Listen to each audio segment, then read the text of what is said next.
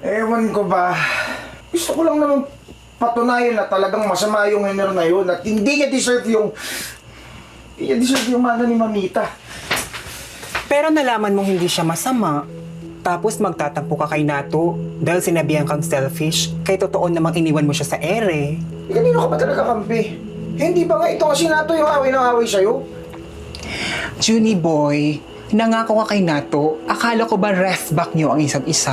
Oo, nag-epic fail ka, pero pati ba naman sa pangako mo kay Nato para sa pang-tuition niya, magiging epic fail ka pa rin?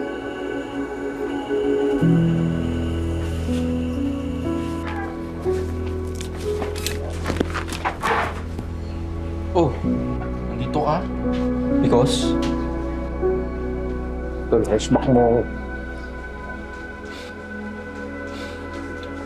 Teka, ba't di ka nakadisguise? Sinabi na sa akin ni Natong, nagkamali ako. Samuko ako agad.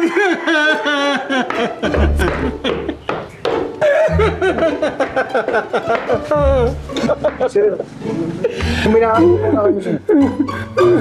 Sir Enero, matagal rin po kayong hinintay ni Mamita. At meron po siyang gustong ibigay sa inyo. Attorney! Bigyan ng mali yan!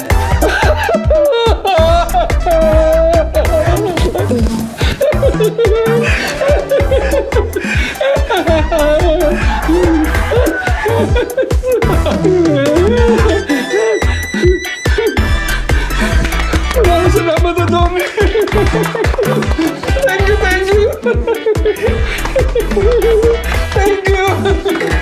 Yung pakahirap tayo protekta ng Mamitas Treasure. Akala ko naman gold bars ang laman nun. Mga dila pala na sa love letters. Pero nabudol tayo. Ano kung sinabi mo pa? Ako rin, umasa eh. Pero alam mo, Tol, sobrang hiyang-hiya ako kay Mamita. Lalong-lalo na dun kay Henner. Isipin mo, pinagdudahan ko ng malala yung pagmamahalan nilang dalawa. Ayos lang yan, pre. At least ngayon, alam natin na totoo ang true love waits, di ba? Oo, may ganun. Diba?